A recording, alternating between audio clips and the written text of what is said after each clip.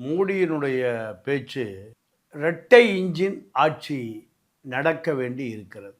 இந்த இரட்டை இன்ஜின் ஆட்சி என்பது பீகாருக்கு பொருந்தும், மகாராஷ்டிராவுக்கு பொருந்தும், உத்தரப்பிரதேசத்துக்கு பொருந்தும், ஒரிசாவுக்கு பொருந்தும், தமிழ்நாட்டுக்கு பொருந்துமா என்பதை பரிசோதனை செய்து தான் பார்க்க வேண்டியது. ஏன்னா இரண்டு திராவிட இயக்கங்களுமே திராவிட கொள்கைகளை நீங்கள் கடை கோடி வரை எடுத்துக்கொண்டு போகாமல் நிற்பதனுடைய விளைவு தான் இந்த இரட்டை இன்ஜின் அரசியல். நீங்கள் சனாதனம் எதை சொல்லுகிறதோ அதையே திராவிடமும் சொல்லுகிறது. நீங்கள் கடைக்கோடி கிராமத்தில் ஒரு ஒடுக்கப்பட்ட அருந்ததியர் கிளை செயலாளராக கூட இன்று வரை ஆக முடியல, ஒன்றிய செயலாளராக ஆக முடியல, மாவட்ட செயலாளர் ஆவது அது தனி கதை.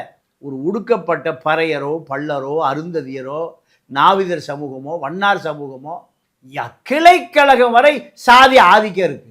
அப்போ இது என்ன திராவிட இயக்கம்? சனாதனமும் திராவிடமும் ஒன்றாகத்தான் இருக்கு. நீங்கள் தமிழ்நாட்டினுடைய தெற்கு பகுதியில் ஒரு தேவேந்திர குல வேளாளர் பல்லரை மாவட்ட செயலாளராக என்றைக்கு போடப்படுகிறதோ, அதற்கு கீழ் அனைத்து சமுதாயமும் வேலை செய்கிறதோ அன்றைக்குத்தான் சனாதனம் ஒழிக்கப்படும்.